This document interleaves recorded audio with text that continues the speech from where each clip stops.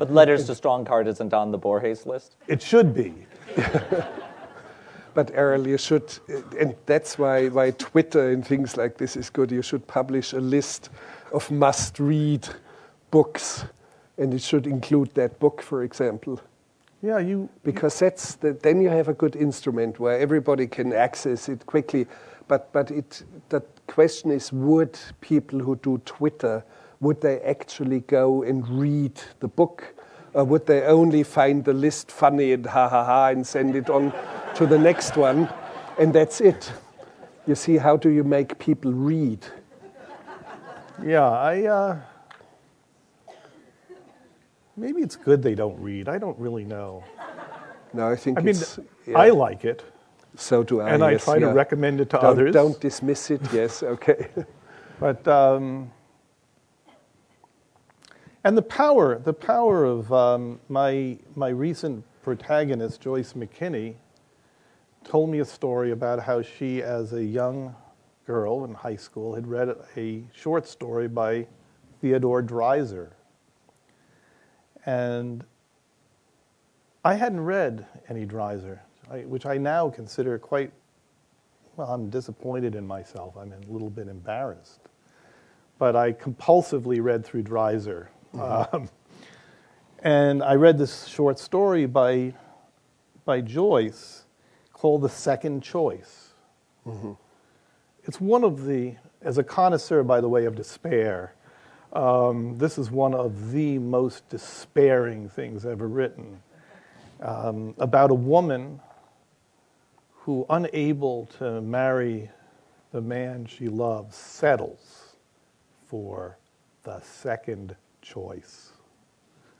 And you see her entering into a life of utter barrenness, utter emptiness. And Joyce read this and decided that she would not go there. Yeah, which is a costly, a very admirable and very costly decision. Indeed. Because how many years did she live in seclusion? Still, more or less, still. Yeah, since she was 20-something. When did it happen? When she abducted the Mormon preacher? She was in her 20s. In her 20s, and since then, no one.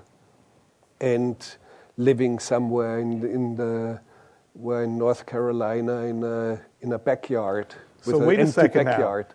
If she had never read this book, she would be in so much better shape. No, I don't think so, because there's a clear decision about how do you want to live your life, and what are the priorities, and where is your dignity. Yeah. And because of that, she has enormous depth, and she's not. In Telluride, I heard someone saying, "Yeah, she's barking mad." No, that doesn't describe her well. She's number one. She's extremely articulate, and she's not mad at all. And she made choices. I mean, some of it strange choices, but still, it's not indefensible positions. And when you read, for example, her favorite books, all of a sudden you understand her whole life unfolding in front of you. There's more depth in her than you may even believe. No, I believe. That's how I felt. No, I believe. How I felt about your film. There's enormous depth in her. And it's absolutely fantastic, fantastic movie story. I was, in a way, and I tried to address it just half an hour ago. There are things in it where I have the feeling that since your day job sometimes is doing commercials, and there are certain techniques there because you have to condense a story into 15 seconds or so. And how do you draw attention, and how do you keep the spectator's eye glued to it? And all of a sudden I realized there are strange things that I have never seen in a film by you before. The leading person is jumping around, but clearly still looking at you, and you cannot film on one single axis. with 3 eyes. You can't do that. It would be so. I reckon there was some digital technology behind it, but what is behind it is, of course, one side is technology, but you are trying to keep me at the edge of my seat as a spectator, because it startles me that the person who talks to me all of a sudden shifts half a shoulder width to the right or to the left or closer. So it's a very time-consuming type of post-production, I guess. Yeah. And I think it has to do. Yeah, well, I have to acknowledge there's a reason behind why he takes long, but there's a deeper reason behind that. Hearing nice things about my work makes me just so deeply uncomfortable, but I'm really appreciative.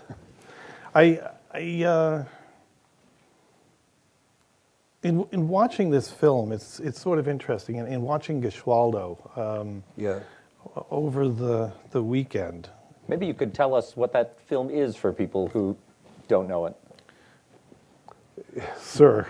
Well, it's about a composer, late 1500s, early 1600s, an aristocrat who composed music that was completely insane for the time it was written. It was only somehow understood and imitated in the 20th century. Stravinsky, for example, made pilgrimages to the castle of Gesualdo, in the town of Gesualdo, and wrote a couple of pieces for him, most notably Monumentum pro Gesualdo, Monument for Gesualdo. And I came across the music, and it was one of those moments where I had the feeling lightning had struck me, and I called my friend Florian Fricke, Popol Vuh, the composer, at 4 in the morning, and he was barely awake and couldn't follow me because I was screaming at him about what I discovered. I thought I was the first and only one who had ever discovered Gesualdo. And he started laughing, and he said, everybody who's in music knows about Gesualdo. There's music that we have heard only 400 years later, in a way. A visionary, someone outside of his time, and I liked him for that. And he became very notorious for murdering his young wife, whom he caught in flagranti, and murdered both of them, and then fled to his castle and locked himself up and hacked down the entire countryside single-handedly, chopped down all the trees like King Lear in madness, seeing the forest apparently closing in on him, and had young men whipping him and flagellating him until he died from the wounds 12 years later or so. A wonderful story full of incredible twists and things. And of course the film has a lot of invented things in it that I invented. But I invented these things for gaining a deeper truth about Gesualdo. So, and that's probably what you noticed, and it's obvious in some moments. Well, I noticed a lot of things about it. I have this theory, I don't even know whether it's true or not, that there are really no good movies. They're just good shots in movies. For example, that shot in Grizzly Man is worth the price of admission. There's a shot in Gesualdo which I found really quite extraordinary, because I can't imagine anyone else putting this shot in their film. And it's this angel on a pulley, a little boy. Yes, a steel cable across a town square or so, and flying, yes, pulled on a steel cable. And it's a magical moment. It's you don't know why it's there exactly. You can imagine various reasons why it's there, but it has this power just in and of itself. I often think of symbols versus fetishes. that symbols are like old men. They have to have crutches. They have to refer to something in the world, whereas a fetish stands alone. And seeing these kinds of images really excites me.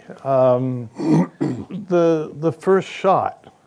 I'm not saying that I don't like the rest of the movies and that there is nothing good in the rest of the movies, but invariably, if it's something really great, there's one shot that stands out. And the very beginning, of course, of Agira is an example of exactly that sort of thing.